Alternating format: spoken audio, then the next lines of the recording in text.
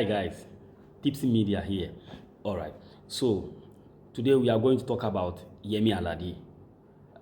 Yemi Alade is getting Ghanaians angry. People are angry on the street. If you go to the X, you go to Facebook, you go to Instagram, TikTok, all across social media, Yemi Alade is making Ghanaians angry. Not even only Ghanaians. People are angry with Yemi Alade. Why? Just what she said. And this thing has been happening not today. Nigerians try to take away something that belongs to us, we Ghanaians, so that they will sample it and say it's theirs. And it has happened several times. But this time, because we are showing them that no, you enough is enough. Yeah, you guys are brothers and sisters, but that doesn't mean you should take advantage on us. Something that is originated here, then you will say it belongs to you people. Since when? Do you people have any identity? We don't understand. Why am I saying that? It's about Yemi Alade. She granted some few days ago. She granted interview with CNN Larry. She sat down with CNN guy called Larry, and the man asked her about her first major hit song with Johnny, and he said the beat and everything is HighLife, which is a Ghanaian thing. And she said, hold on, we have to talk about that. And she started explaining, saying something like, with the time she was born, Yemi Alade, how old are you? Do you know how old is HighLife? Yo, let me not waste your time. Just let's go and listen to Yemi Alade, what she said on Larry's show. Johnny was your first major hit. It blew up internationally, now has more than 160 million views on YouTube. But the genre is actually HighLife, which is traditionally Ghanaian, right? But you dipped into it and it blew up. You said, first of all, that HighLife is originally Ghanaian. We have to talk about that. Oh, I opened Pandora's box. Okay. I mean, I grew up in a time in Nigeria when HighLife was definitely a big deal. And as far as I know, Nigeria, Ghana, etc., we have already been pre-connected via music and everything. So I feel like it originated both here in Nigeria and Ghana. As I said, so this is the problem I have with Yemi Alade. She was saying she grew up when she was at the time then. Yemi Alade, how old are you? You are just a small girl. Do you know how old is HighLife? Do you know Osibisa? Do you know legendary like Kojo Entry, Tadilumba, Amachi Dede? When these people started doing HighLife, where were you? Do your parents even know anything about HighLife? Today you are coming to tell us HighLife is coming from Nigeria, is Nigeria and Ghana. Since when? You see, some of them don't know history. Oh yes, they don't know history. So sometimes we need to remind them history. So let me take you back to this Joy News journalist.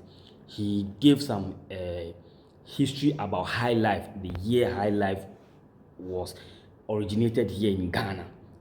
Yes, before we went to Nigeria. So we gave it to them. They copy it because that's what they are, what they are. They steal things from us and do it, then sample it and say it belongs to them. Yes, like the way they try to do to Azonto. P-Square have to come out and say Azonto, Alinko, the dance and everything sound the same. And they are trying to say, it got to a time, Chris Brown granted interview. He said when he went to Nigeria, he learned their dance called Azonto. Whiskey showed him. When did Azonto came from Nigeria? When? It's here. We created by a small little child who danced that dance. And it became popular. So since when? You see, that's who they are. That's how they are. Still in broad daylight. You will take a listen to what I'm saying, the history. It's not the first time a Nigerian is claiming that HighLife originated in Nigeria. Yemi Alade is not the first person to say this. Now, Ghanaian ethnomusicologist Professor John Collins He's spoken about how even some time ago they went for a conference in Nigeria where some professors tried to make a case that HighLife was of Nigerian origin.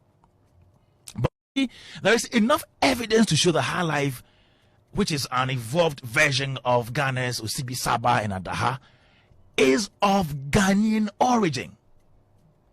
Now, if you care to know, HighLife got to Nigeria around 1937 when it had already started in Ghana in 1920 or in the 1920s. Now, let me read to you something that is written in Professor John Collins's book, HighLife Time 3, and I'm reading from chapter 47, and I quote, it says, Nigeria is now a major center for HighLife. However, the music was introduced to the country, that is Nigeria, from Ghana in a variety of ways. At first, through the diffusion of the Kokomba HighLife and 1937 Nigerian tour of the Cape Coast Sugar Babies Orchestra. Later came the 1950s records, Ike Nyame and Onyine's guitar band, and most importantly, the early 50s tours of the Ghanaian Tempos band. Unquote. This. So you see, 1920.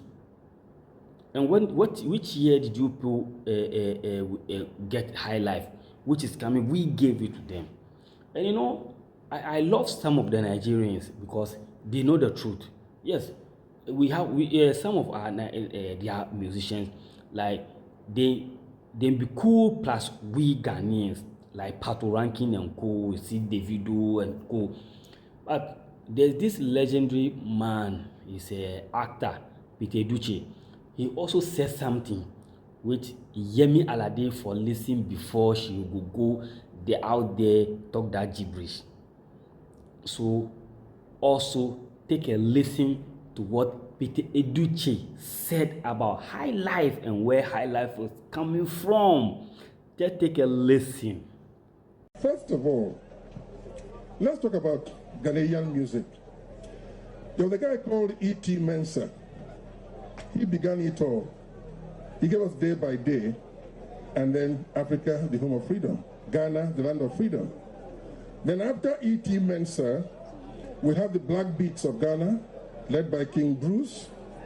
We have the Broadway Dance Band with Joss Akins. We had the Ramblers Dance Band with Jerry Hansen. We have the African Brothers with Ampadu. Then, of course, came the Guitar Band series, C.K. Man, Ike Nyame, because there were so many of them. And all this music originated from Ghana. Why? In Nigeria, the popular genre in music is HighLife. Where did HighLife come from? Ghana. This is where it originated. And this is why, whenever you play HighLife, you cannot forget to mention that this is the home of HighLife. Sitting down here and looking at the young men and women performing, I tell you the truth, I've been carried away. I wish I were as light as Pat Thomas. I would have been dancing here, you know? Okay.